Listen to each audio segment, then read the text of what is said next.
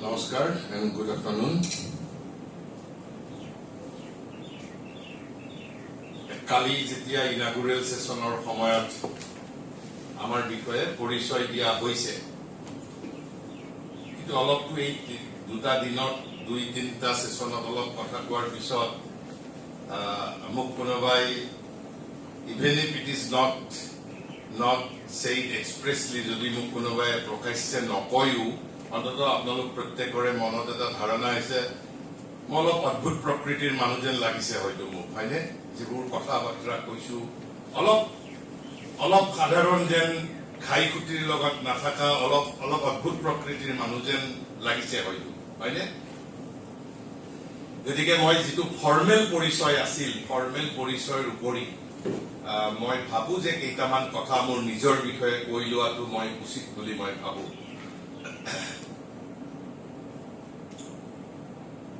প্ৰথম কথা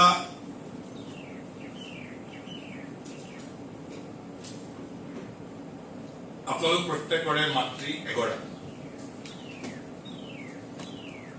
কিন্তু মোৰ মা পাঁচগৰাকী প্ৰথম নিশ্চিতভাৱে মোৰ মাই বায়োলজিক্যাল মাদাৰ মৃণালিনী দেৱী মোৰ দ্বিতীয় মাতৃ হল অসম জননী তৃতীয় মাতৃ হল মোৰ ভাৰত জননী my fourth mother is the world mother jagat janani and the fifth and ultimate mother is the supreme divine mother and it's a reality মোৰ সমস্ত কথা বাৰ্তাৰ মাজত মোৰ আইডেন্টিটিৰ লগত মোৰ অফিচিয়েল সিভি যিবোৰ আইডেন্টিটি আছে these are not real identities এইবোৰ real description নহয় আৰু এটা কথা কৈ থৈ দিয়াটো ভাল I had a premarital affairs but premarital affairs with whom I had a lover even before my marriage and I was born with her and he is mother and she is Mother India Mother India is my first lover মোৰ প্ৰেমাস্পদ মোৰ এই সমগ্ৰ জীৱন যিটো মোৰ এতিয়া বৰ্তমান জীৱনৰ মিছন যিটো মই আপোনালোকে বহুতে হয়তো জানে বহুতে নাজানে I was an officer in the Department of Transport. After clearing a PSC, I joined as District Transport Officer. But I resigned from that service. মই যদি আজি চাকৰি কৰি থাকিলো হেতেন মোৰ এতিয়াও 4-5 বছৰ চাকৰি আছিল I would have been the head of the Department of Transport, Government of Assam today. মই আজি entire অসমৰ ভিতৰত I would have been the head of the department. আৰু চাকৰি কিয় বাদ দিছো মই মোৰ সমগ্ৰ লাইফত there is only one mission মোক ভগৱানে দিছে there is only one mission মোৰ till my last breath of my life I will continue to sing the glory of Mother India Bharat জননীৰ গুণানুকীৰ্তন কৰাটোৱেই মোৰ জীৱনৰ জীৱনপ্ৰদ গতিকে অন্তত এই কথাখিনি কৈ লোৱাটো প্ৰয়োজনীয় গতিকে কোনোবাই মোক এদিন পঢ়োতে মোক কৈছে yes I have a hotline with Mother India মোৰ Mother India লগত I have a hotline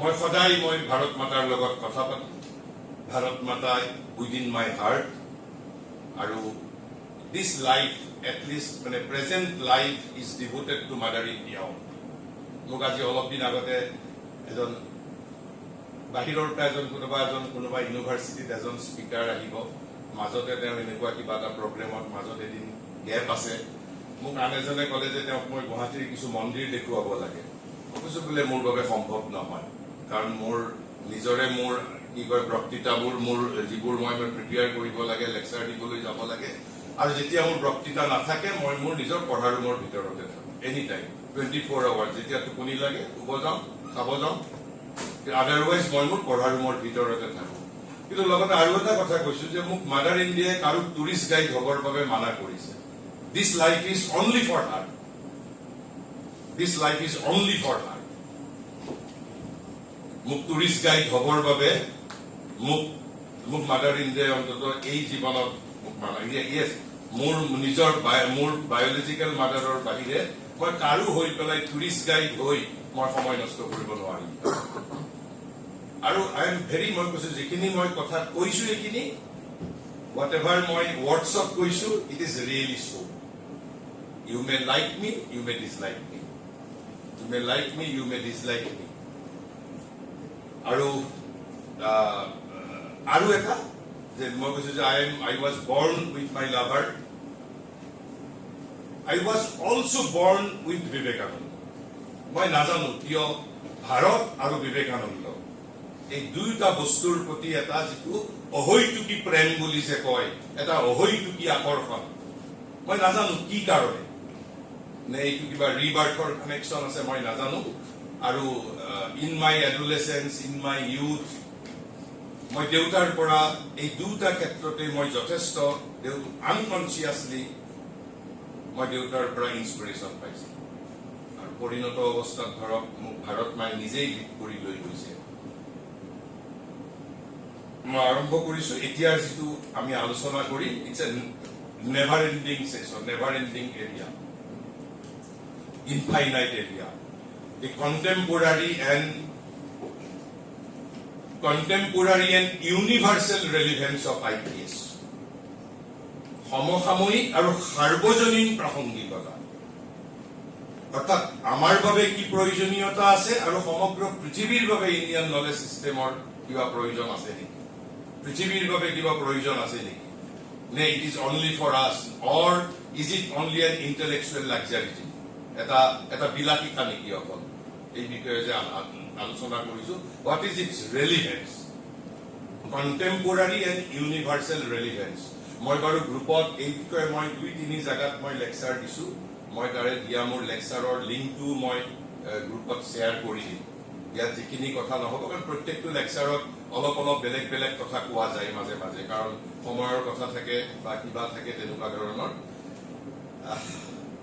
তৃতীয়তে আৰু এটা আপোনালোকে মোৰ অদ্ভুত কথা এটা দেখিছে যে মই যিকোনো কথাতে I refer to Shri Aurobindo why because he has satisfied me মই তেওঁৰ তাতে from sex to science to spirituality to society each and every বস্তুৰ মই answer পাওঁ and that too systematically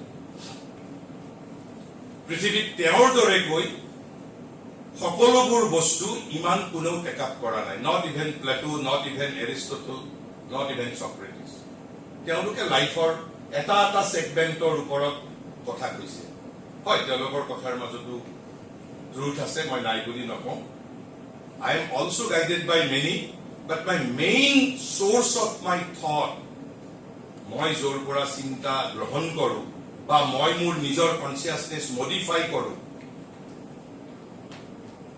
my guiding light is with Aurobindo and his spiritual collaborator whom we adore as the incarnation of the Supreme Divine Mother and their disciples.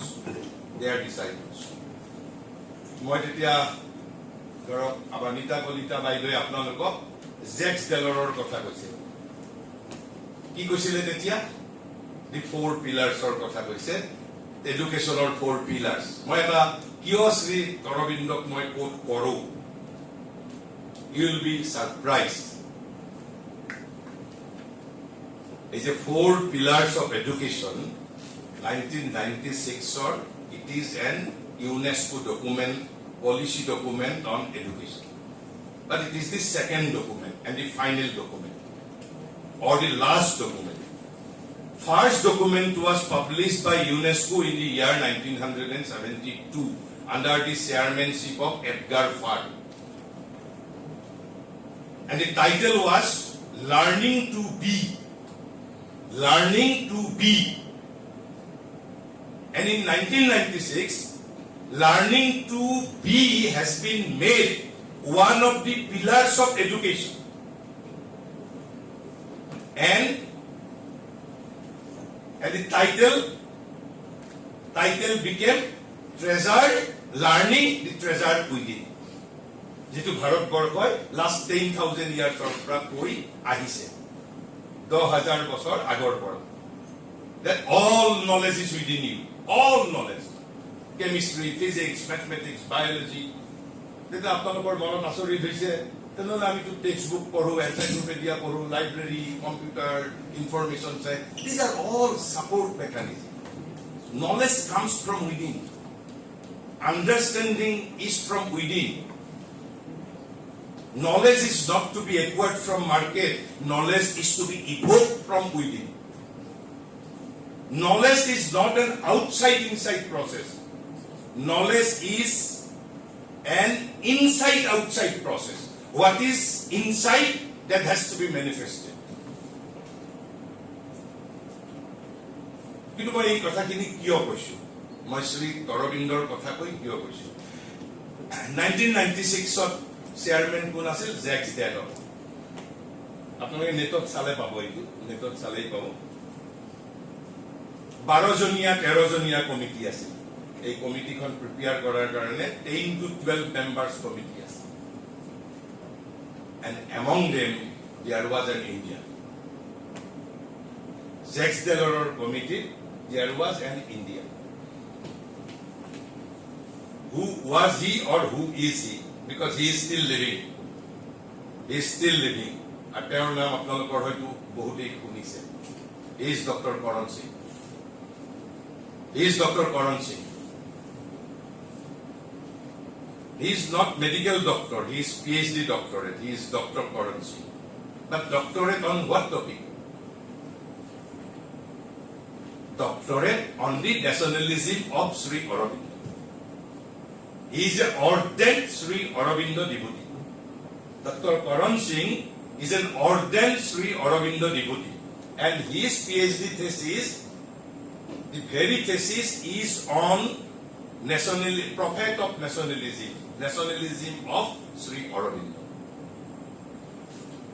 এতিয়া আহিছো এই যে চাৰিটা পিলাৰৰ কথা কলে, কি কলে? Do, know, be, and to live together. হয়নে? ইয়াৰে আপনি to live together তোৰ কথা মই এতিয়া বাৰু বাদ দিছো। এই যে বাকি do, know আৰু be, এই শব্দকেইটা ইউনেস্কোৱে ক'ৰ পৰা পালে? মই যে ক'বলৈ বিচাৰিছো universal relevance of Indian knowledge system and the relevance of Sri Aurobindo himself. Page number 174, Foundations of Indian Culture, a seminal work on Indian culture by Sri Aurobindo, page number 174. You will find the exact verbatim. It was not discovered by Jacques Delors. Though it was declared in 1996, it was the very pillars of education of ancient India. আমাক এতিয়া ইউনেস্কোৱে কৈছে we are ready to believe. যদি ইউনেস্কোৱে নকলে হেতেন we would not have believed. We would not have believed. মই একেবাৰে ভাৰ্বেটিমটো মই ইয়াত আহোঁতে মই সেইটোৱে চাই আছিলো, পেজ নম্বৰটো অলপ মই আপোনালোকক ক'বৰ কাৰণে শ্ৰী Aurobindo লিখিছে মানে আমাৰ এনচিয়েন্ট এডুকেশ্যন সিস্টেমৰ ওপৰত মানে there is one single sentence আপুনি চাব একজেক্ট ভাৰ্বেটিম অকল টু লিভ টুগেদাৰ টু বাকি কি কৈছে the student life was framed in a single sentence.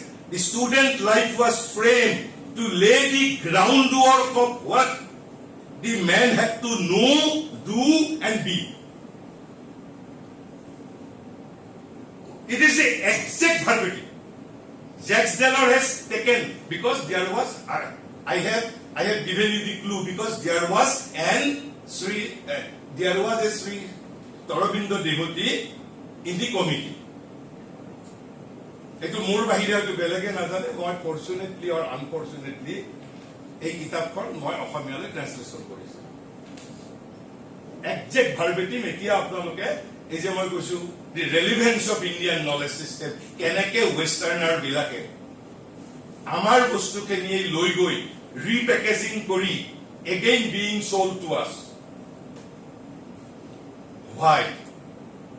মই মোৰ আজি সেশনত আহিবৰ বাবে মই এই কথাখিনি কৈছো।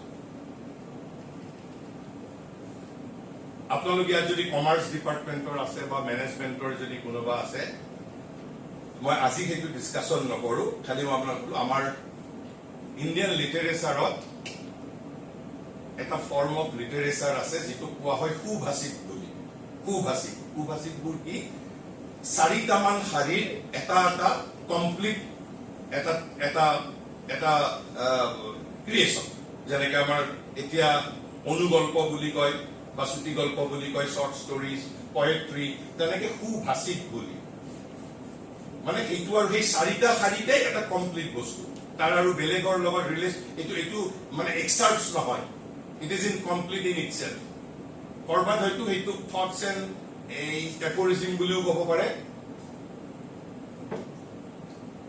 Bhartruhari the renowned dramatist of the classical age of India ভৰ্তৃহৰিৰ নীতি শতকম বুলি সুভাষিত আছে শতকম মানে 100 নীতি মানে নীতি শতকম 63 নম্বৰ নীতি শতকমটো ভৰ্তৃহৰিয়ে নবুল মেনৰ 6টা কোৱালিটিৰ কথা কৈছে নবুল মেনৰ 6টা কোৱালিটিৰ কথা যদি কোনোবাই জানিব বিচাৰে মই অলপ দিন আগত এটা আজি 3-4 দিন আগত মই ফেসবুকত ডেফিনেশন অফ ইউথ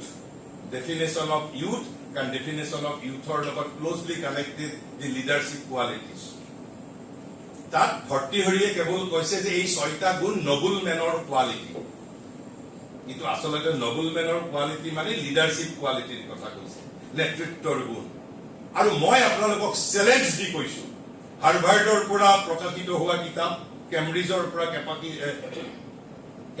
পৰা প্ৰকাশিত হোৱা কিতাপ লিডাৰশিপৰ ওপৰত এই 6টা গুণকেই ৰিপেকেজ কৰিছে ইন এ ডিফাৰেন্ট লেংগুৱেজ আজি আপোনালোকে গুগলৰ পৰা নীতি শতকম ভৰ্তৃহৰি 63 নম্বৰ শ্লোক লগত আপোনালোকে ইংলিছ ট্ৰান্সলেচনো পাব আৰু মোৰ আপোনালোকে যদি ফেসবুক পেজত যায় তাত এটা মোৰ কন্টেন্ট ডেফিনেশন অফ ইউ তাত মই 6টা কোৱালিটি কোৱা আছে কিন্তু প্ৰশ্ন হৈছে আমি এইবোৰ কিয় নাজানো কিয় IPS has been imposed on you I have been using the word imposition it has been imposed on you by whom by the nation by the UGC it has been imposed and it will continue to rule you if political regime is not changed it will continue to control academia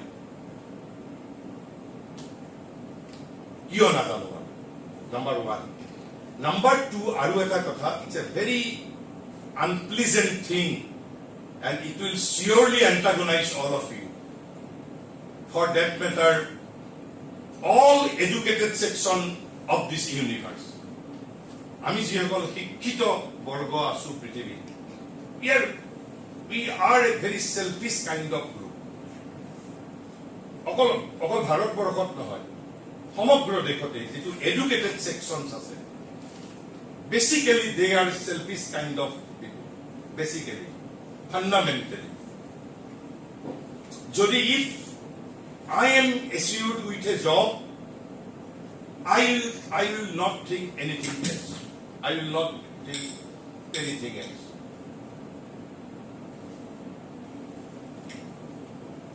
eta আপোনালোকে ক'ব পাৰে what is the proof my eta proof disu আপোনালোকে যি অকল political সায়েন্সৰ teacher আছে কেতিয়াবা হয়তো আপোনালোকে হয়তো কৰবাত প্ৰজেক্ট কৰিবও পাৰে আমাৰ সো কল ডেভেলপ কান্ট্ৰিবোৰৰ ভোটিং প্যাটাৰ্নবোৰ লক্ষ্য কৰিবচোন আমাৰ ভাৰতত ভোটিং পাৰ্চেন্টেজ কিমান 85 90 75 80 ইমান হয় হয়নে কিন্তু আমেৰিকাত voting percentage 40 45% they are least voter middle class educated people are least voter. Ketia kintu teoluk jamur khai utibo if the rate of tax is changed. Unless and until they are affected. Otherwise, they are not sensible to the affairs of the country. So the more eta jivika ase, if I have a choice or livelihood eta jodi moi paisu, all of society jodi more respectfulness ase, all of jodi more khamotao ase, poweru ase, more jodi health wise I am okay, fine. Aru belek ki chinta koribo lage. But belek একো চিন্তা কৰাৰ necessity নাই এটো world wide আমাৰ সকলো মানুহৰ common fact কিন্তু Indian educated সাৰ্কুলাৰ another ক্যাৰেক্টাৰিস্টিক্স এটা আছে যেটো আনএডুকেটেড ইন্ডিয়ানৰ নাই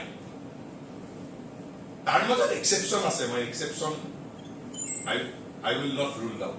Exception will be always there, but exception proves the rule only.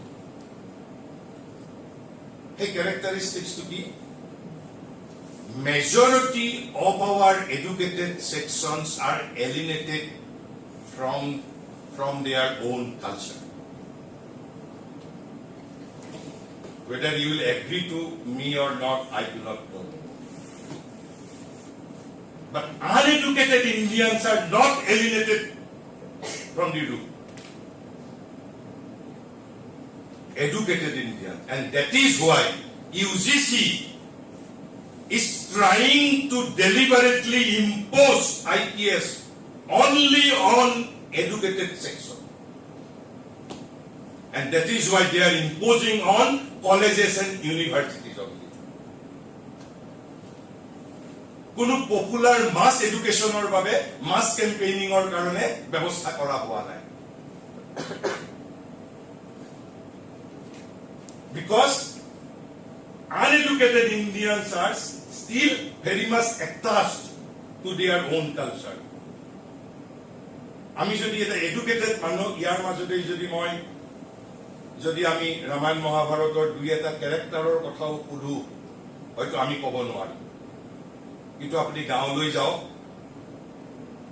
তেওঁলোকৰ কাৰণে that character is part of their life, inseparable part of their life. We are culturally alienated. Why? मुझे कुछ relevance of IPS, relevance and importance of IPS from ourselves as well as from universe, from world's point of view. মই এটা পটভূমি তৈয়াৰ কৰি লৈছো শিক্ষিত শ্ৰেণী ভাৰতবৰ্ষৰ সাংস্কৃতিকভাৱে বিচ্ছিন্ন rather careless Indian culture আনকি এতিয়া ধৰক মই বিভিন্ন ক্ষেত্ৰত আপুনি চাব সেনসিটিভ ৰাজনৈতিক ইস্যু আমি কিন্তু আকৌ এডুকেটেড সেকশনে কেতিয়াবা পলিটিক্যাল সায়েন্স ডিপাৰ্টমেন্টৰ পৰা আমি প্ৰজেক্ট ৰিপোৰ্ট কৰো যে মানে আমাৰ ইয়াতো ইন্ডিয়াত এই যে 85% পোলিং পাৰ্সেন্টেজ হয় তাৰ ভিতৰত কিন্তু 99% মান গাঁও এৰিয়াত হয় চহৰ অঞ্চলত 60-65% মান হয় মই এটা পটভূমি তৈয়াৰ কৰি লৈছো এতিয়া কথাখিনি কবৰ বাবে ভাল হ'ব মোৰ পাৰপাস হ'ল মই তাৰ হিষ্টৰিক্যাল পটভূমিটো ব্যাখ্যা কৰিবলৈ যত্ন কৰিম why our educated sections are alienated from their own culture why and why not the uneducated section and why UGC is trying to impose IPS only on higher educational institute because nation is confirmed that the educated sections has been alienated. Are we to pre-independent সময়ত ইমান হোৱা নাছিল যিমান post-independent সময়ত it is very fast increasing. এইভাবে 2014 চনত it is an intervention. মই প্ৰথমতে আৰম্ভ কৰিছো বেলেগ এটা পাৰ্সপেক্টিভৰ পৰা সমগ্ৰ সমগ্ৰ ভাৰতবৰ্ষৰ ভিতৰত অসমৰ যিসকল বৈষ্ণৱ কবি তেওঁলোকে এটা সাংঘাতিক কাম কৰি থৈ গৈছে, যিটো ভাৰতবৰ্ষৰ পশ্চিমত, দক্ষিণত, উত্তৰত ক'তো পোৱা নাযায়। কি কাম? অসমৰ প্ৰতিগৰাকী বৈষ্ণৱাইট সেইন্টছ, প্ৰতিগৰাকী বুলি মই কৈছো, তেওঁলোকৰ আধ্যাত্মিক সৃষ্টিৰ পাতে পাতে মোৰ যিটো জীৱনব্ৰত, এই কামটো তেওঁলোকে মোক দেখুৱাই থৈ গৈছে। এই যে মই কলো গ্লৰিফিকেশ্যন অফ ইণ্ডিয়া, মোৰ হাতত এখন ইয়াত কালেকশ্যন আছে অসমৰ প্ৰতিগৰাকী বৈষ্ণৱ সেইন্ট। এতিয়া 14th century, 15th century, 16th century তেওঁলোকৰ স্পিৰিচুৱেল ক্ৰিয়েশ্যনৰ মাজত ভাৰত বন্দনা। Why? কিয়? আজিৰ পৰা 600 বছৰ 700 বছৰ আগতে আমি দক্ষিণতো দেখা নাপাওঁ, পশ্চিমতো দেখা নাপাওঁ, উত্তৰতো দেখা নাপাওঁ। কিয়? আৰু কি কৰি গৈছে? আৰু শংকৰদেৱেতো আটাইতকৈ বেছি তেওঁৰ স্পিৰিচুৱেল ৰচনাৰ মাজত 43 টাইমছ ভাৰত শব্দটো লৈছে। 43 টাইমছ। কি প্ৰয়োজন আছিল তেওঁলোকক? কি প্ৰয়োজন আছিল? এপাৰেণ্টলি দেয়াৰ ইজ নো ৰিজন। তেওঁলোকে স্পিৰিচুৱেল ক্ৰিয়েশ্যন ক'ব লাগে, কীৰ্তন লিখিছে, নামঘোষা লিখিছে, তাত ইণ্ডিয়া গ্লৰিফিকেশ্যনৰ কথাটো কিয় আহিল? ইণ্ডিয়া শব্দটো নাই, ভাৰত শব্দটো আছে। কি লিখিছে ইয়াত? মই প্ৰথম ৰামায়ণৰ অৰণ্যকাণ্ড ৰামায়ণ মাধৱ কন্দলী, মই এটা দুটা মাত্ৰ এক্সাম্পল দিছো। কৈছে ব্ৰহ্মাদি দেৱে বাঞ্চিয়া নপায়ে ভাৰতে তনুৰ কায়া। তনু মানে কি? শৰীৰ। কায়া মানেও শৰীৰ, তনুৰ কায়া, ভাৰতে তনুৰ কায়া। কৈছে Brahma is suppose to be the, আমাৰ Indian mythology, Brahma is suppose to be the creator of this universe. কিন্তু তেওঁ নিজে ভাৰতত জন্ম ল'ব পৰা নাই, ইচ্ছা কৰি পেলাই হেনো ইমান ভাৰতক গ্লৰিফাই কৰি গৈছে। স্বয়ং ব্ৰহ্মা মানে বিষ্ণুৱেতো পাৰিছে, কৃষ্ণইতো ভাৰতত জন্ম লৈছে, কিন্তু শিৱ, আমি যিটো ত্ৰিমূৰ্তি বুলি কওঁ, ব্ৰহ্মা বিষ্ণু মহেশ্বৰৰ ভিতৰত ব্ৰহ্মা আৰু শিৱৰ সেই সৌভাগ্য হোৱা নাই। আৰু মাধৱ কন্দলীয়ে কৈছে, মই কোৱা নাই দেই, মাধৱ কন্দলীয়ে কৈ গৈছে যে ব্ৰহ্মা আদি দেৱে বাঞ্চিয়া নপায়ে ভাৰতে তনুৰ কায়া, হেনয় পৰম দুৰ্লভ শৰীৰ কিবা ভাগ্যে আছে পায়া। মানে ভাৰতত জন্মগ্ৰহণ কৰাটো পৰম ভাগ্যৰ ফল বুলি কৈছে, মই কোৱা নাই, মাধৱ কন্দলী কৈ কৈছে। আৰু ব্ৰহ্মা আদি দেৱে, আমি যে 33,000 কোটি বুলি কওঁ, 33 বিলিয়ন হওক, 33 আৰব হওক, যে প্ৰত্যেকজন দেৱতাই ভাৰতবৰ্ষত জন্ম ল'ব বিচাৰে। কেনেকুৱা? মানুহৰ কায়া, মানুহ হৈ জন্ম ল'ব বিচাৰে। মই এটা কেৱল মাত্ৰ উদাহৰণ দিছো কেইটামান। শংকৰদেৱে কি লিখিছে? কৈছে দেৱৰ বাঞ্চনী নৰদেহা ইটো। দেৱৰ বাঞ্চনী মানে দেৱ পাই আছে ভাৰতত। কি প্ৰয়োজন আছিল ভাৰতৰ গ্লৰিফিকেশ্যন কৰা? আকৌ লিখিছে শংকৰদেৱে, ভাৰতত বাঞ্চু জন্ম আমি দেৱ যত। মাধৱ কন্দলীয়েতো ব্ৰহ্মা আদি দেৱ বুলি স্পেচিফিক কৰি দিছে একেবাৰে। ইয়াৰ আগত ভাৰত বন্দনা কৰিছিল কোনে? পুৰাণ বিলাকে, বিষ্ণু পুৰাণ আৰু ভাগৱতত আপুনি ভাৰত বন্দনা পাব। তাৰ পিছত আমাৰ অসমৰ বৈষ্ণৱাইট চেইণ্টসকলে লৈছে। কোনে লৈছে? শংকৰদেৱ, মাধৱদেৱ, কবিশেখৰ, ৰত্নাকৰ কন্দলী, অনন্ত কন্দলী, ভট্টদেৱ, গোপাল চৰণ মিশ্ৰ, হৰিদাস, ৰাম সৰস্বতী, ৰামচৰণ ঠাকুৰ, ভূষণ দিছ, অনিৰুদ্ধদেৱ, বিষ্ণু ভাৰতী, গোপীনাথ দিছ, all without exception. Can it be without any significance? Can it be without any significance? বেলেগ যদি কোনো IPSৰ ৰেলিভেন্স নাই, and what is IPS? It practically covers everything about India. they are the first protagonist of IPS. The Vaishnavite saints from this part of India were the protagonist, pioneering protagonist of IPS.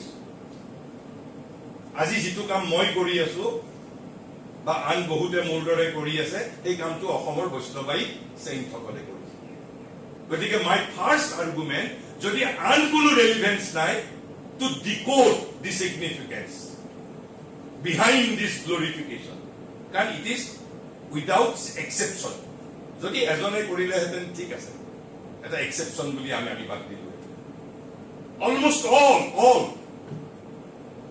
যেটো কাম একেবাৰে আকৌ 19th century কোনে আৰম্ভ কৰিছে Rishi Bankim Chandra Vande Mataram then Vivekananda then Sri Aurobindo, then other poets and singers, right from here, from Devakanta Borua to South Subramanyam Bharati, বহু ওলাই গৈছে এতিয়া বহুত আছে আনকি এতিয়া ফৰেনাৰেও ভাৰতৰ বন্দনা গায় মই এতিয়া আপোনালোকক শুনাব পাৰো একদম সংস্কৃতত দেখটো মানে German young lady, but it was started by the Vaishnavite saints from Assam. They were the first protagonists. যদি আন একো রেলিভেন্স নাই IPSৰ this is the first and primary relevance to decode the significance behind this glorification. Why they did it? I need the answer. I want to know the answer. Why? And it is incumbent upon us, it is the responsibility on us, on the educated India, to decode the significance behind this incessant glorification. সেইটো হল প্ৰথম তাৰ পিছত মই ইয়াত history student থাকিব পাৰে বা history faculty থাকিব পাৰে এই যে মই কলো why our educated sections are alienated, why they are culturally alienated. এটা ডিজাইন আৰম্ভ হৈছিল প্ৰি ইন্ডিপেন্ডেন্ট 19th century কোনে কৰিছিল আপোনালোকে হয়তো বহুতে তেওঁৰ নাম শুনিছে বা নুশুনিলেও আজি আপোনালোকে গুগলত গৈ চাব লৰ্ড মেকলে বুলি এজনৰ নাম শুনিছে বোধহয় lord Mekal was the minister in charge of India. তেওঁ ব্ৰিটিছ পাৰ্লিয়ামেণ্টক কৈছিল যে আপোনালোকে বন্দুক বাৰুদ থ্ৰু পলিটিক্স ইণ্ডিয়াক ডমিনেট কৰি ৰাখিব নোৱাৰিব forever. যদি ইন্ডিয়াক ডমিনেট কৰিব বিচাৰিছে the educated section has to be uprooted,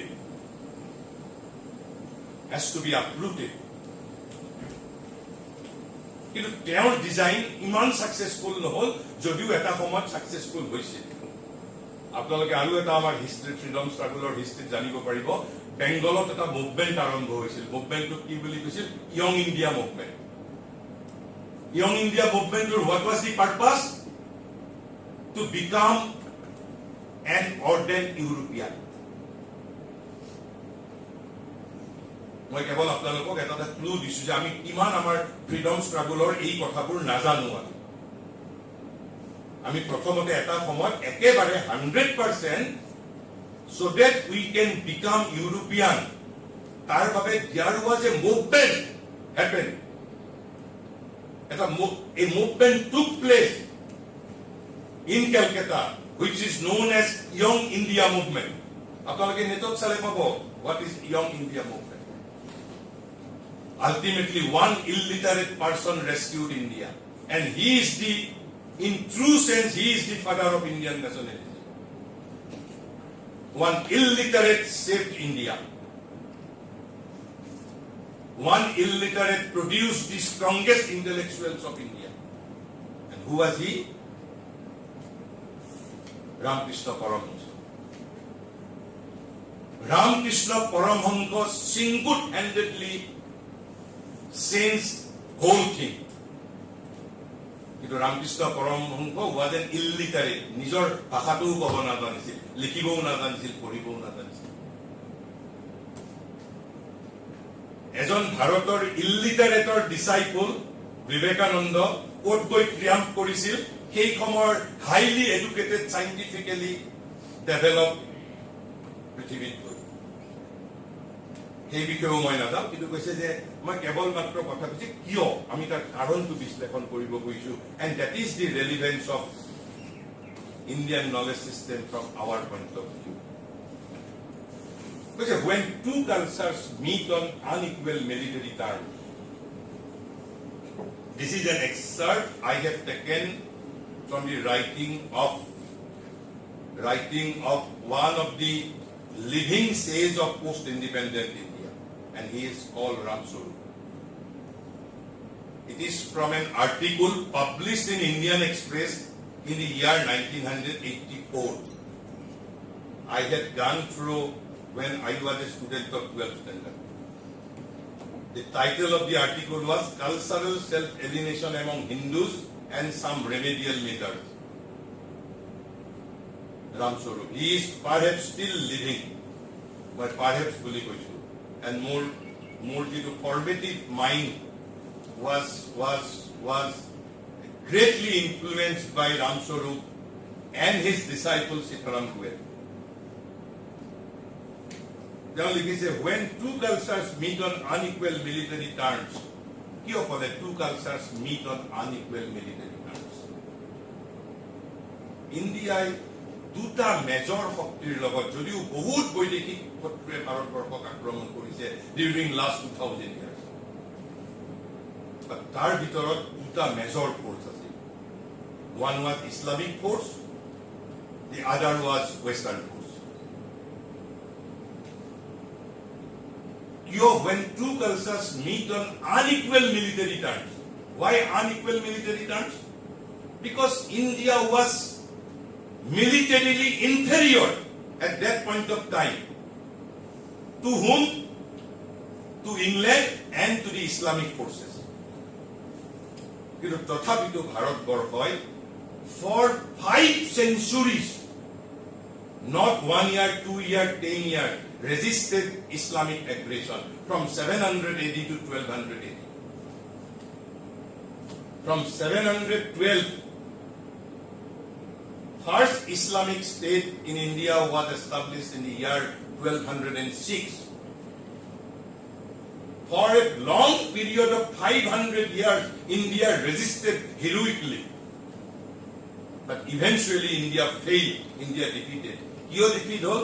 Ami kaya আলোচনা নকৰো, but that was the first force, and second one was the British, mighty British. We were defeated.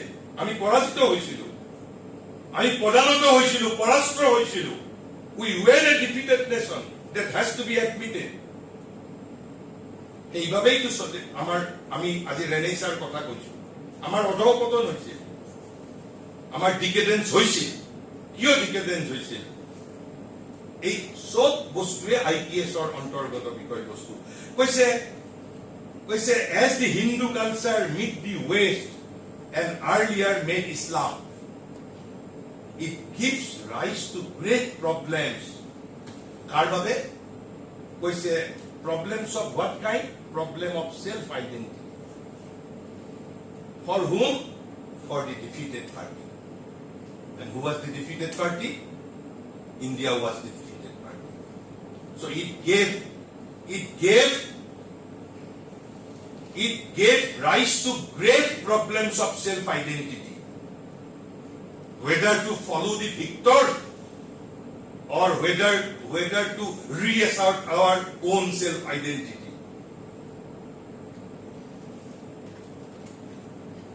Ramswarup continues to say, when India finally realized that she had lost in the military as well as diplomatic battle. Military with the Islamic forces, diplomatic with the British. Because British did not came with sword initially. British came in the guise of East India Company to do business only. Eventually we were defeated diplomatically diplomatically, and that the British were supreme. এই যে ব্রিটিশক supreme বুলি কোনে ভাবিছিল? অশিক্ষিত ভাৰতবৰ্ষ, এটা শিক্ষিত ভাৰতবৰ্ষ। কাৰ ইমান explain কৰাৰ কেপাচিটি আছে? ভাৰতবৰ্ষৰ গাঁৱৰ মানুহ ধৰ্ম কৰিছে, পূজা কৰিছে, নাম প্ৰসংগ কৰিছে, খেতি কৰিছে, দেশত কোন ৰজা হৈছে, কোন গৈছে, তেওঁলোকে ইমানবোৰ কিতাপ পঢ়িব পৰা নাছিল। আজিৰ দৰেতো Facebook network, Facebook, Instagram, communication, telephone, newspaper ইমান নাছিল। কোনটো শ্ৰেণীয়ে জানিছিল that we were defeated? It is the educated section. গতিকে কৈছে she was overwhelmed. She was means the educated section of India were overwhelmed. অভিভূত হৈ পৰিল। যিটো শিক্ষিত শ্ৰেণীটো অভিভূত হৈ পৰিলে and filled with a deep sense of inferiority. কিয় আজিৰ দিনতো এডুকেটেড সেকশন আমি we feel আমাৰ ইনফেৰিয়ৰিটি, আমাৰ ইনফেৰিয়ৰিটি কমপ্লেক্সে আমাক এতিয়াও আমাৰ ৰন্ধে ৰন্ধে we have inherited that sense of inferiority. We have inherited because British were supreme. They defeated us. We were overwhelmed and filled with a sense of inferiority. By whom? By the educated section. Obviously. Then Ramswarup continues, under such circumstances as it usually happens, other non-military forces came into play. Non-military forces came into play. What are those non-military forces? Because different people sought psychological rehabilitation in different ways. Different people sought psychological rehabilitation in different ways. মই যেতিয়া এই আৰ্টিকলটো পঢ়িছিলোঁ, মোৰ এতিয়াও মনত পৰে, মোৰ এজন চিনিয়ৰ মোৰ অগ্ৰজ প্ৰতি মোক কৈছিল, আৰু তেতিয়া মোক তেওঁ এটা পাৰ্টিকুলাৰ শব্দ কৈছিল মোৰ কাৰণে তেতিয়া কিন্তু এইটো আৰ্টিকল বুজি পোৱাটো it was very difficult for me because I was a student of 12th standard only. আমি শংকৰদেৱে গুৰুকাত হাতী ভৰাইছিল, জানেনে আপোনালোকে? গুৰুকা মানে কি? চুঙা, এটা চুঙাৰ ভিতৰত বোলে হাতীক ভৰাইছিল। তাৰ অৰ্থ নৰনাৰায়ণ ৰজাই এবাৰ ৰাজসভাত কলে যে মোক অভাৰনাইটৰ ভিতৰত এটা ভুৰুকাত হাতী ভৰাই দিব লাগিব। সকলোৱে এটা ভুৰুকা মানে চুঙা এটা, আমি যেনেকে চুঙা পিঠা বনাও তেনেকুৱা বাঁহৰ চুঙা যে থাকে, সেইটো ভুৰুকা বুলি কয়। এই ভুৰুকাত হাতী ভৰাই দিব লাগে নৰনাৰায়ণক অভাৰনাইট, পিছদিনা আনি দেখুৱাব লাগিব। ৰজাবিলাকো চাওকচোন কেনেকুৱা অদ্ভুত। আমাৰ কাৰণেতো ৰজাবিলাক মূৰ্খ বুলি কওঁ আমি, তেনেকুৱা মূৰ্খ। ভাৰতত আগত ৰজাবোৰ তেনেকুৱা আছিল। ৰাজসভাত এইবোৰ ডিছকাশ্যন হৈছিল, কম্পিটিশ্যন পাতিছিল এমং দি স্কলাৰ্ছ যে ভুৰুকাত হাতী ভৰাই দিব লাগে। এভৰিবডি ফেইল,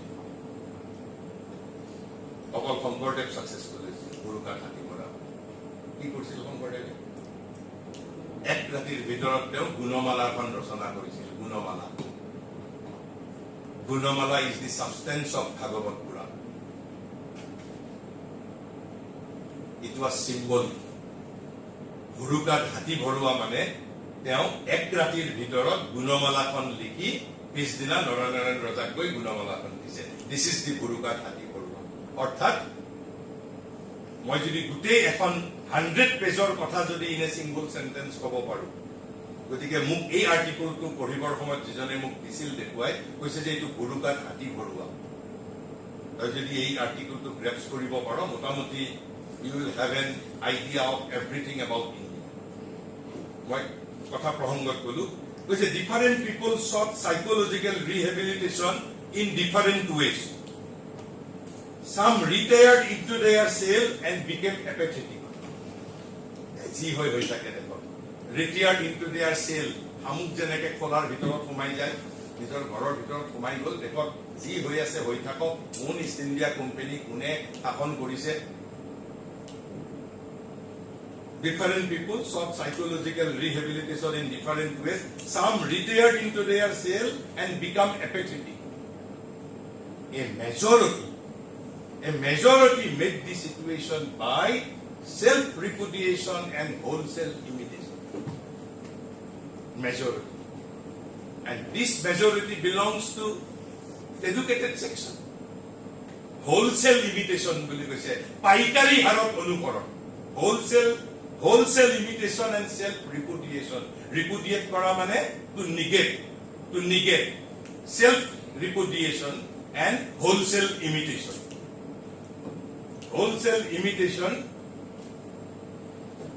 আৰু কৈছে they disown their nationhood ইমানবোৰ কথাটো অশিক্ষিত সমাজে ভাবিব নোৱাৰে.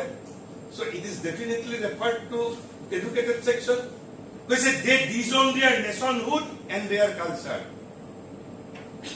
and adopted the ways and attitudes of the victors. And thus Young India movement came into existence. And adopted the ways and attitudes of the victors whom they regarded as their superiors.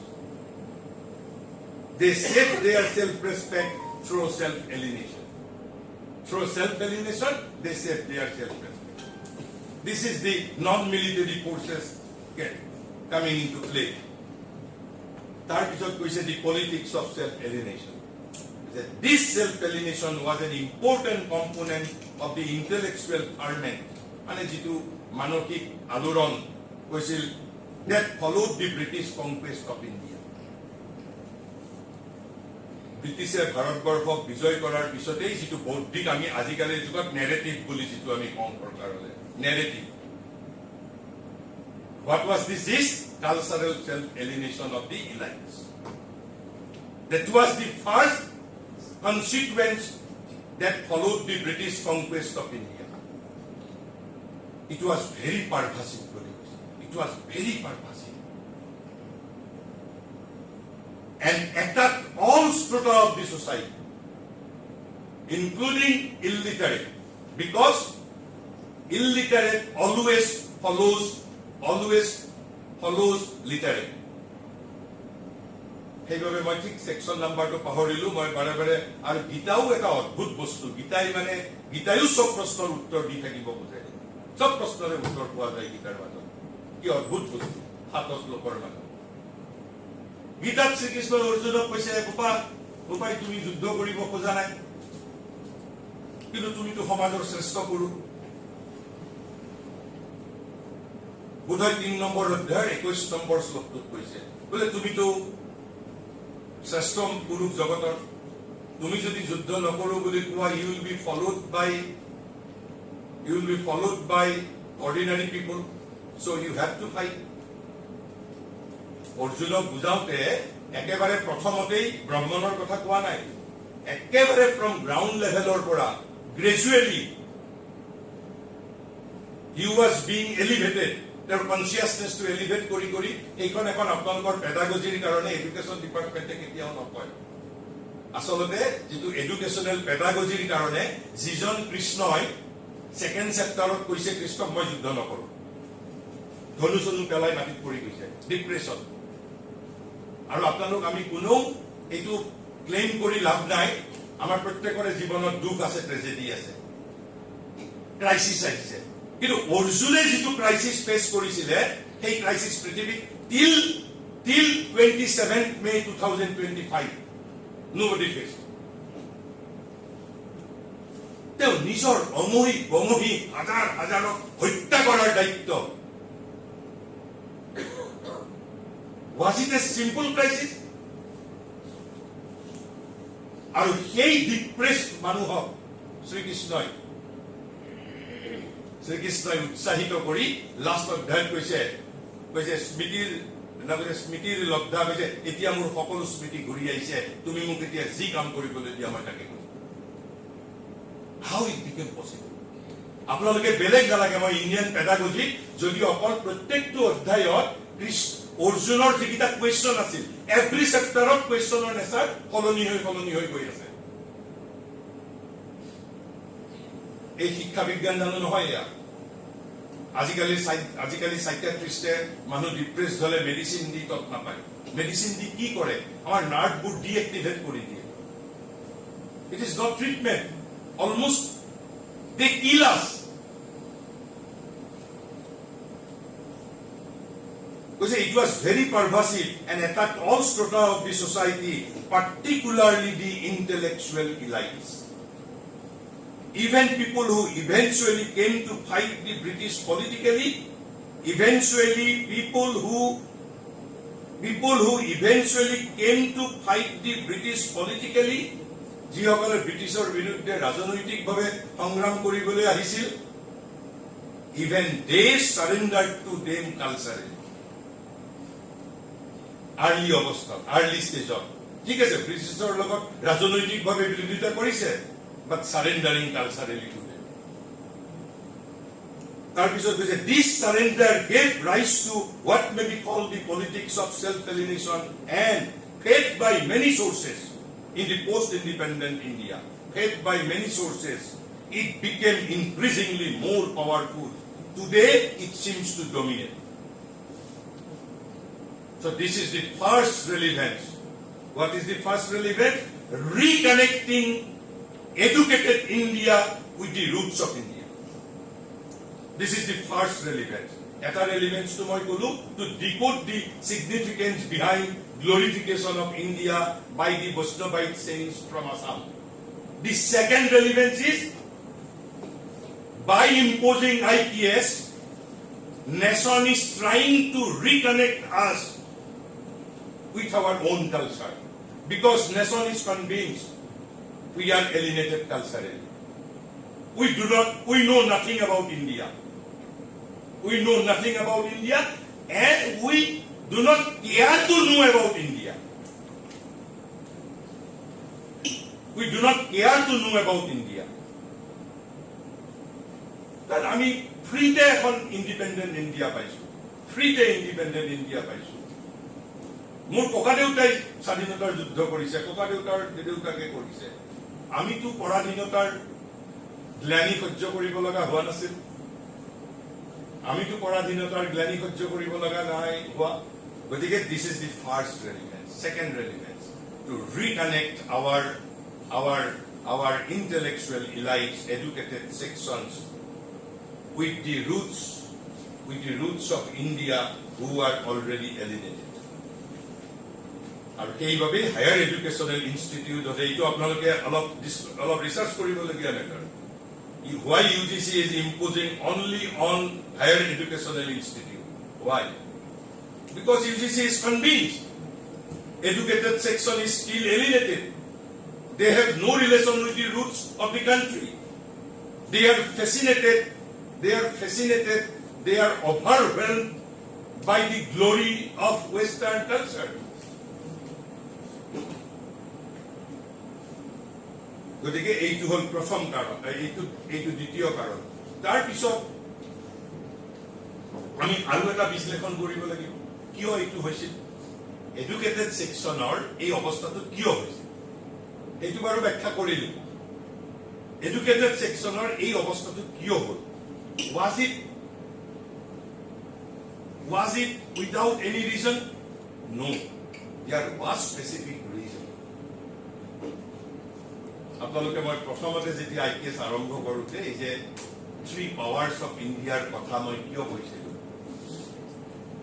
Second পাৱাৰটোৰ কথা vitality, inexhaustive power of life, joy of life and unimaginably prolific creativeness.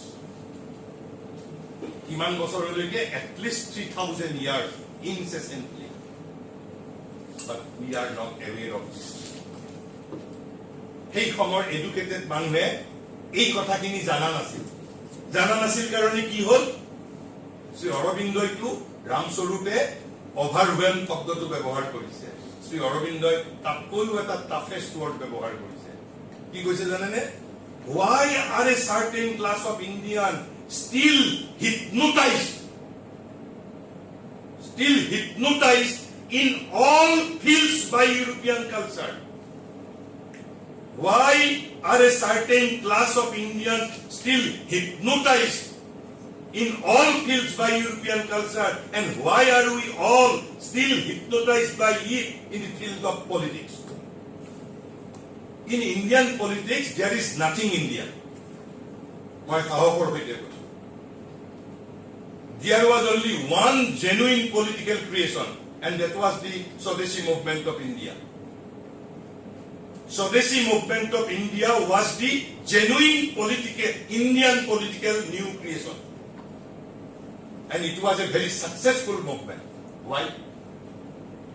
আপোনালোকক মই কৌতূহল উদ্ৰেকৰ কাৰণে কৈছো 1905 চনত ব্ৰিটিছে স্বদেশী আন্দোলনৰ পটভূমি কি আছিল 1905 চনত ব্ৰিটিছে বংগভংগ কৰিছে এই যে আজি আমি বাংলাদেশ বুলি কৈছো east Bengal and West Bengal Banga বিভাজনৰ বিৰুদ্ধে তেতিয়া তাত আন্দোলন হৈছিল সেই আন্দোলনটোকে স্বদেশী আন্দোলন বুলি কোৱা হয় আৰু 1911 চনত this partition was repealed British বাধ্য হৈছিল তেওঁলোকে ডিভাইড কৰি আকৌ সেই অৰ্ডাৰ was cancelled কেতিয়া 1911 আৰু সেই সময়তে ব্ৰিটিছে কলকাতাৰ পৰা ইণ্ডিয়াৰ কেপিটেল দিল্লীলৈ উঠাই লৈ গৈছিল আৰু বহু কথা আছে মই নকওঁ কিন্তু 1947 চনত ব্ৰিটিছ তেতিয়া কোনো শক্তি নাছিল ব্ৰিটিছে যে 47 চনত ভাৰতক স্বাধীনতা দিছিল নট আণ্ডাৰ কম্পালছন তেওঁলোকৰ উপায় নাছিল তেতিয়া তেওঁলোকক কিবা এটা সেফ ৰেসপেক্টফুল এক্সিট লাগে তেতিয়া ব্ৰিটিছৰ সেই কৈছিল যে এটা সময়তে ব্ৰিটিছ সাম্ৰাজ্যৰ বেলি মাৰ নগৈছিল বুলি কৈছিলে কিন্তু বাই 1947 British internationally after second world war it was a weakest force asil and India comparatively 1905 ot goi more stronger asil but we could not prevent the division of India why because Swadeshi movement was driven by Indian consciousness Swadeshi আন্দোলনৰ পিছৰ পৰা till today ভাৰতবৰ্ষৰ ৰাজনীতিত Indian parliament Indian any ৰাজনীতিত ভাৰতীয়ত্বৰ কোনো বস্তু এতিয়ালৈকে সোমোৱাই নাই এভৰিথিং ৱেষ্টাৰ্ণ এতিয়ালৈকে সোমোৱাই নাই আমি ভৱিষ্যতে আশা কৰো সেইভাবে কৈছে যে ৰাজনীতিৰ ক্ষেত্ৰত in all fields we are hypnotized আৰু কৈছে বাকি কৈছে যে certain class of Indians still hypnotized in all fields by European culture why Ramswarupe কৈছে overwhelmed এটাটো মই কলো we were defeated British were supreme British supreme মানে ব্ৰিটিছৰ ফালে কি দেখা পাইছিল এডুকেটেড সেকশনে কিয় অ্যাট্ৰাক্টেড হৈছিল কিয় overwhelmed হৈছিল কিয় hypnotized হৈছিল because they constantly saw all the power creation activity on the side of Europe karon amar tetia 3000 bosorer ei je inexhaustible power of life joy of life and unimaginably prolific creativeness tetia aru nasil amar odhopotonor somoy ase heibabe kito senitwe ki dekha paisil because they constantly saw all the power creation activity on the side of Europe আৰু ভাৰতৰ ফালে কি দেখা পাইছিল কৈছে all the immobility or weakness of a static inefficient defense on the side of India মই যদি অসমীয়াত কৈ কৈছে তাৰ কাৰণ তেওঁবিলাকে মানে শিক্ষিত শ্ৰেণীটোৱে যিসকল হিপনোটাইজ হৈছিল ইউৰোপীয় সকলৰ ফালে দেখিবলৈ পাইছে সমস্ত শক্তি সমস্ত সৃষ্টি সমস্ত সক্ৰিয়তা আৰু ভাৰতৰ ফালে কি দেখা পাইছে নিষ্ক্ৰিয়তা স্থিতিশীল আত্মৰক্ষা চেষ্টাৰ অক্ষম দুৰ্বলতা নেচাৰেলি হিপনোটাইজ হৈছে সেইভাবে যে মই কালি কৈছিলো যে তিনিটা পাৱাৰ যেতিয়া ভাৰতবৰ্ষত জোৱাৰ আহিব তেতিয়াই ভাৰতৰ সোণালী যুগ আহিব এই তিনিটা পাৱাৰ যেতিয়া ফাকা পৰিব তেতিয়াই ভাৰতৰ অধঃপতন স্পিৰিচুৱেলিটি ভাইটেলিটি এণ্ড দি ইন্টেলেকচুৱেলিটি ইয়াৰ কাৰণ হলে কিন্তু তাৰ পিছত মই আমি 3:15 লৈ আছে ন সময় 3:15 কিন্তু শ্ৰী অৰবিন্দই আমাক উৎসাহৰ যিটো কথা আৰু 2-4টা পইণ্ট আছে যিবোৰ মই অন্য লেকচাৰৰ সময়ত অলপ মাজে মাজে কৈ যাম কিন্তু শ্ৰী অৰবিন্দই এটা কথা কৈছে কি কথা কৈছে European glamour begins to lose its hypnotic power when যাৰ কাৰণে আমি যে প্ৰয়াস কৰি আছো কৈছে ইউৰোপিয়ান এই যে হিপনোটিক যেটো পাৱাৰ ইউৰোপিয়ান কালচাৰৰ বিশেষকৈ আমাৰ এডুকেটেড সেকশনক হিপনোটাইজ কৰে তাৰ যেটো গ্ল্যামাৰ কি বুলি কৈছে but wherever the Indian spirit has been able to react to attack with energy and to create with eclat মানে হল brilliance of success কৈছে সমাৰোহৰ সৈতে যেতিয়া আমি প্ৰতিক্ৰিয়া দেখুৱাব পাৰিছো সৃষ্টি কৰিব পাৰিছো with the spirit of India কৈছে immediately European যেটো hypnotic power কি কৈছে to lose its hypnotic power মই এটা example কলো the glaring example is the Swadeshi movement আজিও আপোনালোকে ইতিহাস মই বাৰু এইবোৰ এজ এ ডিভোটি মই খবৰ কাৰণে এতিয়া মনত ইচ্ছা হৈছে কাৰণে কৈছো কিন্তু এইবোৰ কথা আপোনালোকৰ চিন্তাৰ পৰা বাদ দি ল'ব কাৰণ মই ডিভোটি হিচাপে অলপ শ্ৰী অৰবিন্দৰ কথা মোৰ মুখৰ পৰা ওলাই যায় বিকজ মোৰ সমগ্ৰ ৰন্ধে ৰন্ধে তেওঁ প্ৰবাহিত হৈ আছে 11 চনত তেতিয়া যেতিয়া ভাৰতৰ ভাইসৰয় যিজন আছিলে perhaps he was Lord Minto British পাৰ্লিমেণ্টলৈ চিঠি দিছিল যে ভাৰতবৰ্ষত there was only one dangerous man and he was Sri Aurobindo. If he can be removed, আমি ভাৰতৰ আন্দোলন স্বাধীনতা আন্দোলন ফিনিশ কৰি দিব পাৰিম আপোনালোকে পঢ়ি সোমাইছে শ্ৰী অৰবিন্দৰ বিষয়ে he is called great revolutionary মহাবিপ্লৱী ভাৰতৰ বিপ্লৱী আন্দোলনৰ he was the mastermind and he was also the মহাৰিষি তেওঁ 1910 পিছত ৰাজনীতি ত্যাগ কৰি গৈছে জেলৰ পৰা ওলাই অহাৰ পিছত ব্ৰিটিছ পাৰ্লিমেণ্টলৈ এই সময়ত লৰ্ড মিন্টুৱে চিঠি দিছিল যে there was only one dangerous man আৰু শ্ৰী অৰবিন্দই কৈছে যতেই ভাৰতীয় প্ৰকৃতিয়ে বিৰুদ্ধাচৰণ কৰিবলৈ সমৰ্থ হৈছে বীৰ্যৰ সৈতে আক্ৰমণ অৰ্থাৎ টু এটাক উইথ এনাৰ্জি আৰু কৈছে সমাৰোহৰ সৈতে সৃষ্টি কৰিব পাৰিছে সমাৰোহ মানে একেবাৰে জাকজমকতাৰে সৃষ্টি কৰিব পাৰিছে ক্ৰিয়েচন মই যে পাৱাৰ অফ ভাইটেলিটিৰ ওপৰত যে কৈছো যে তাতেই ইউৰোপীয় চকুত ছাট মাৰি ধৰা যাদুৰ মোহিনী শক্তি হিপনোটিক পাৱাৰ অসমীয়াখিনি মোৰ এইবোৰ বাৰু যে তাতেই ইউৰোপীয় চকুত ছাট মাৰি ধৰা যাদুৰ মোহিনী শক্তি তৎক্ষণাৎ হীনবৃত্য হ'বলৈ আৰম্ভ হৈছে প্ৰমাণ কি এটা বাৰু প্ৰমাণ মই স্বদেশী আন্দোলন দিলো আৰু এটা প্ৰমাণ মই আগৰ সেশনত কৈ থৈ গৈছো শ্ৰী অৰবিন্দ হৈছে তাৰ কাৰণ আৰু তাৰ ফসাদে বিচাৰ আৰু কৈছে এতিয়া আৰু কোনেও ইউৰোপীয় ধৰ্মৰ আক্ৰমণৰ গুৰুভাৰ অনুভৱ নকৰে এতিয়া মানে তেওঁ এইখিনি লিখিছিল second decade of 20th century আৰু কোনটো সময়ত বেছি আছিল লাষ্ট পাৰ্ট অফ দি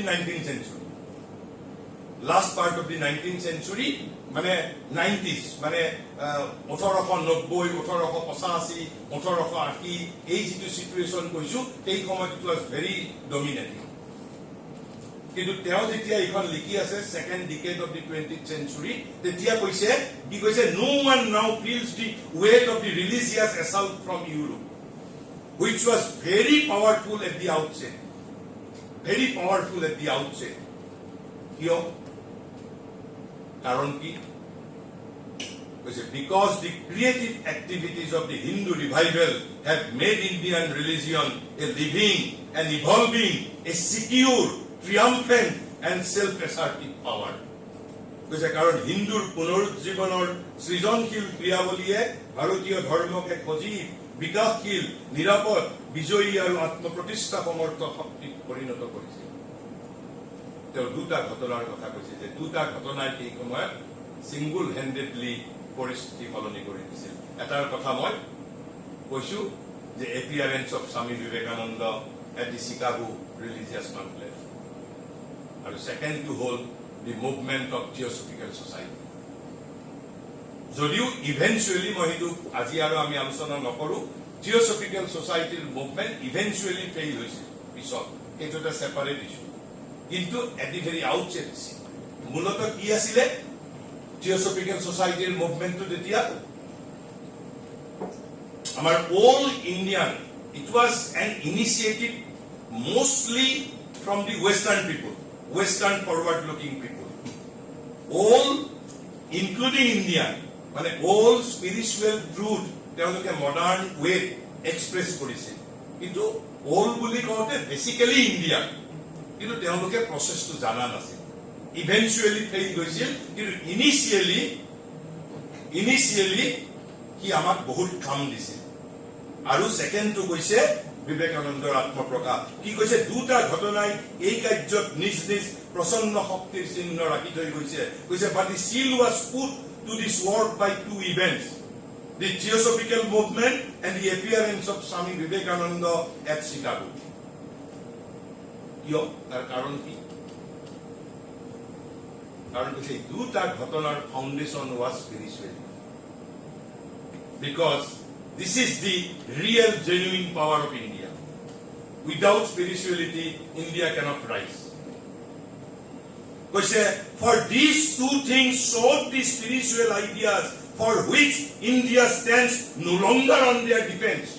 আমি এটা আত্মৰক্ষা পৰায়ণ নহয়, আমি আক্ৰমণশীল হৈ উঠিছো বুলি কৈছে. কৈছে কি?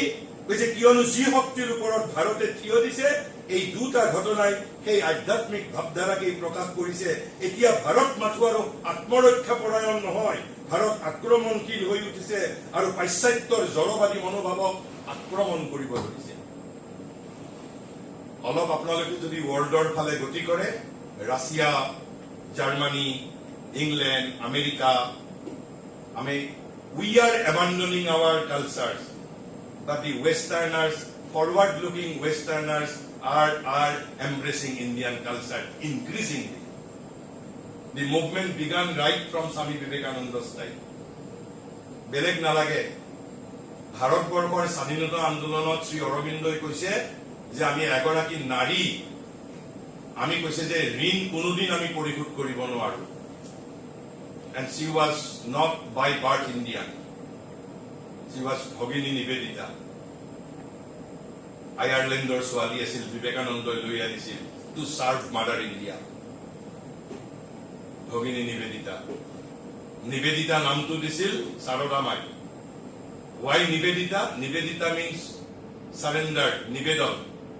কাৰ প্ৰতি নিবেদন? ভাৰত মাতাৰ প্ৰতি নিবেদন. কৈছে যে নিবেদিতাৰ ভাৰতবৰ্ষৰ প্ৰতি যিমান কন্ট্ৰিবিউচন, এণ্ড আইৰিছ লেডি হিচাপে সেই সময়ত বহুত ৰিভলিউচনাৰী তেওঁ সিক্ৰেটলি তেওঁ সহায় কৰিছিল, কাৰণ তেওঁ ব্ৰিটিছ অফিচাৰৰ বহুত গোপন খবৰো পাইছিল.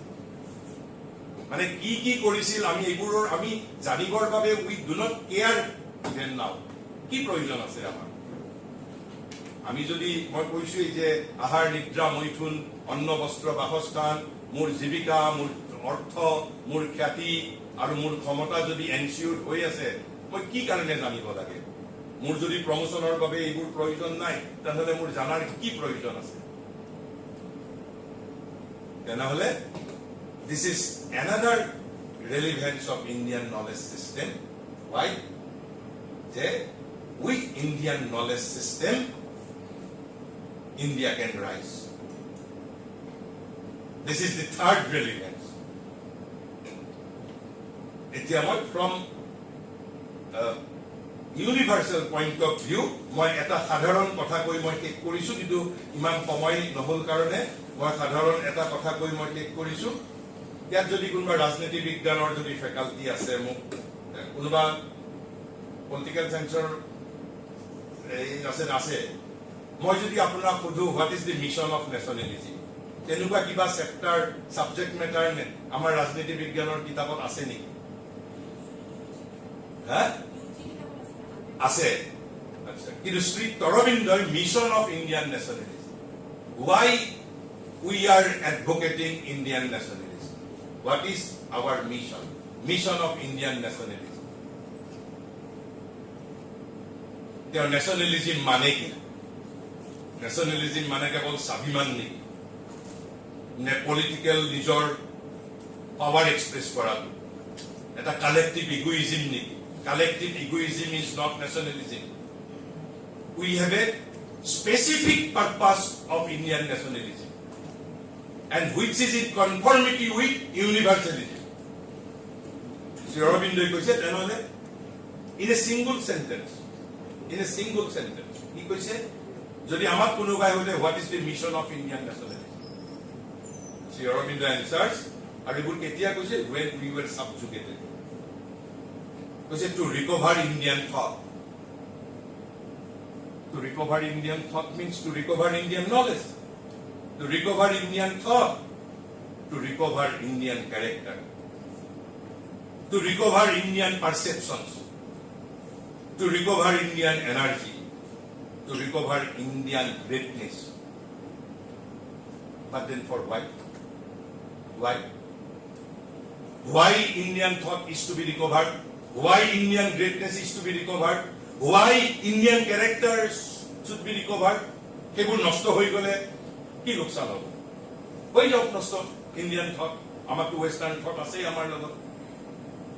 Why these are to be recovered? Not for ourselves. Not only for ourselves. কিহৰ বাবে? কৈছে and to solve the problems that perplex the world. কৈছে যিবোৰ সমস্যাই আমাক মডাৰ্ণ সায়েন্সে আমাক কেৱল যিটো মেটেৰিয়েল নেসেসিটিজ ফুলফিল কৰিছে। মোৰ আজি হাৰ্টৰ অসুখ হৈছে, মোক টেবলেট দিছে, আই এম সাৰ্ভাইভিং। মই ইয়াৰ পৰা লণ্ডন যাব খুজিছো, প্লেনৰ দিছে। অৰ্থাৎ মোক যিটো মেটেৰিয়েল লাইফ, অৰ্থাৎ ফ্ৰম বাৰ্থ টু ডেথ এটা কমফৰ্টেবল লাইফ লিভ কৰাৰ বাবে যিবোৰ বস্তুৰ প্ৰয়োজন, বোলে আজি বৰষুণ আহিব নে নাহিব ইত্যাদি যিবোৰ কথা, সেইবোৰ দিছে। কিন্তু বিজ্ঞানে মানৱ জাতিৰ জেনুইন কোনো সমস্যাৰ সমাধান কৰিব পৰা নাই। এই যে ডিপ্ৰেছন হয় ল'ৰা ছোৱালী, ৱেষ্টাৰ্ণ নলেজ চিষ্টেমৰ দ্বাৰা পাৰা হৈছে জানো সলভ কৰিবৰ বাবে? কিমান সমস্যা আছে, দেখে দেখে আজিও যুদ্ধ কৰি আছে, conflict.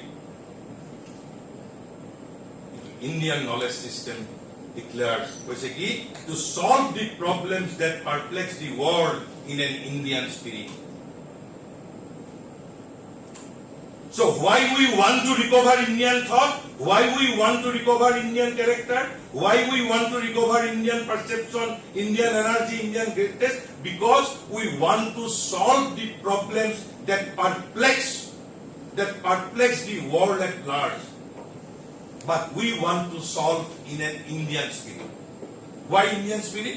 Because this is the mandate for us. We cannot solve the problems with Western spirit because we are Indian. Westerners can solve the problems with Western spirit. If we undertake to solve the problems that perplex the world, I have to go only by spirit of India because I am Indian. মইতো বেলেগ এজন মানুহৰ প্ৰকৃতিলৈ যাব নোৱাৰো। আজি মই যদি mother ইণ্ডিয়াক সাৰ্ভ কৰিব লাগে, আপুনি কেনেকৈ সাৰ্ভ কৰিব? ইট ডিপেন্ডস অন ইয়োৰ স্বভাৱ অঞ্চলৰ। কোনোবাই থ্ৰু আৰ্ট, কোনোবাই থ্ৰু কালচাৰ, কোনোবাই থ্ৰু স্পৰ্টস, কোনোবাই থ্ৰু পলিটিক্স, কোনোবাই থ্ৰু ছচিয়েলিজিম। ঠিক সেই ধৰণে প্ৰত্যেক মানুহৰে ৰুচি অভিৰুচি বেলেগ বেলেগ। ভাৰতবৰ্ষৰো গতিকে মই প্ৰব্লেমসমূহ সমাধা কৰিব বিচাৰো in an Indian spirit and from the Indian standpoint. And if we want to solve the problems that perplex the world in an Indian spirit and from Indian standpoint, we must have the fullest idea of Indian knowledge system. So this is the relevance from universal point of view. So not only for us, as a matter of confidence, we want Indian knowledge system. তাৰপিছত জগতৰ সমস্যাসমূহ সমাধান কৰাৰ বাবে আমাক লাগে, কাৰণ ভাৰতবৰ্ষই আজিৰ পৰা 10,000 বছৰ আগত কি কৰি গৈছে?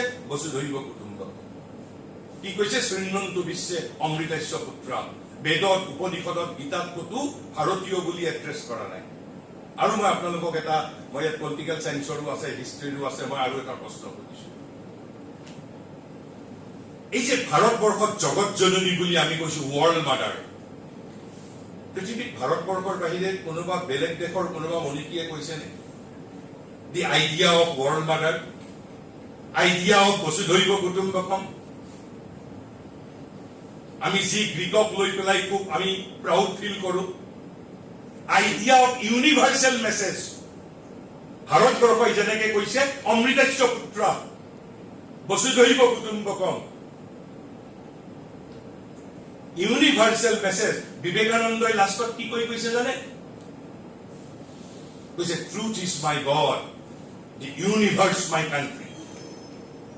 এনেকে কোনোবা ৱেষ্টাৰ্ণে ক'ব পাৰিছে যে truth is my God, universe my country?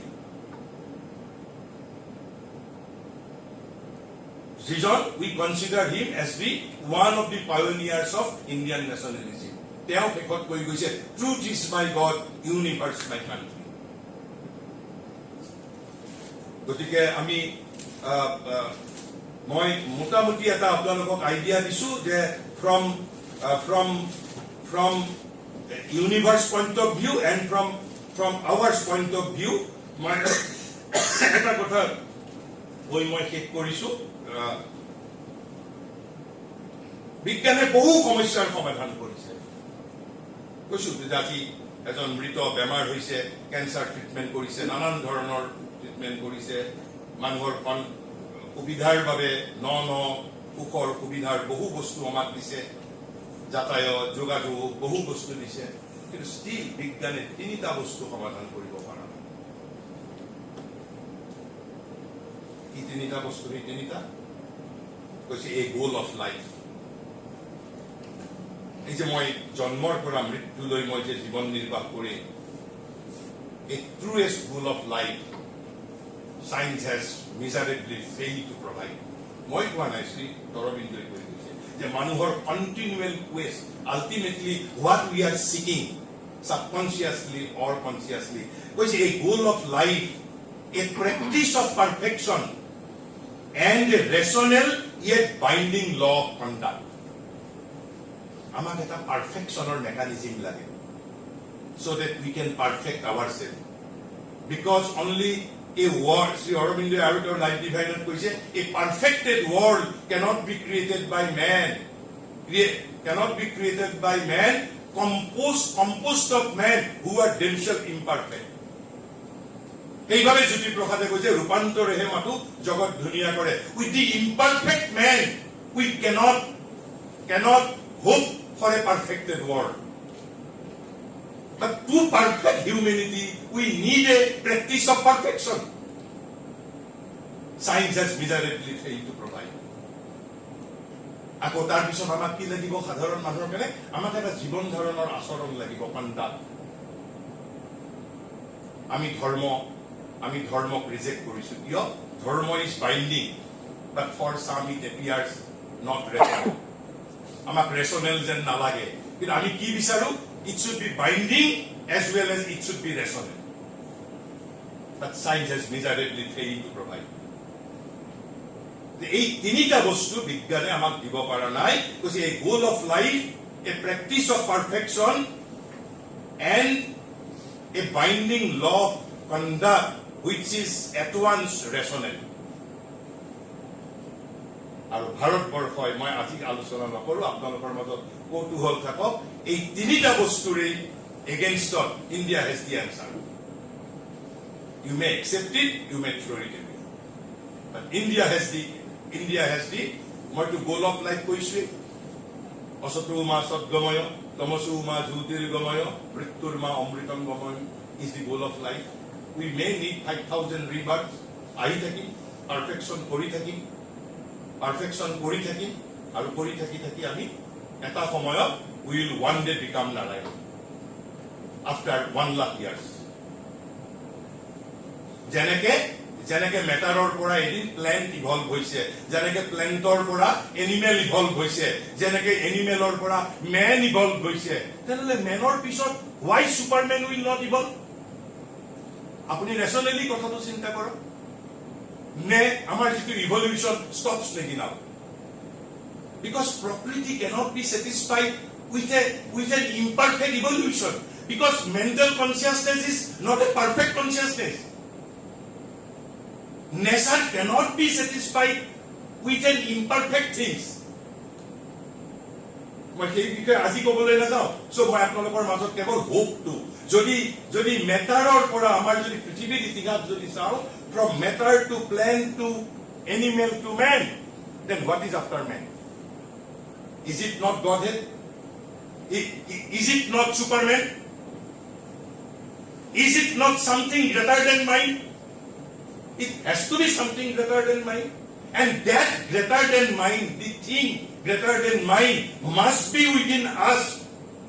Little more bhitorat ase, because nothing can evolve out of nothing. আৰু সেইভাবেই ভাৰতবৰ্ষই এই যে গোল অফ লাইফ অসতু মা সদ্গময় তমসু মা জ্যোতিৰ্গময় মৃত্যুৰ মা অমৃতম গময় আৰু প্ৰেক্টিছ অফ পাৰফেকশ্যন মই আই উইল নট এক্সপ্লেইন কেৱল কৈ যাওঁ the physio-psychology of Indian yoga is India's answer. Practice of perfection. Yoga is not a therapeutic science. Yoga is not a physical exercise. Yoga is a psychological process. Even without asana and pranayama, you can be yogi. Asana and pranayama are not mandatory. Asana and pranayama are two rather ineffective means of thousands of ways. Sri Aurobindo has said all life is yoga. All life is yoga.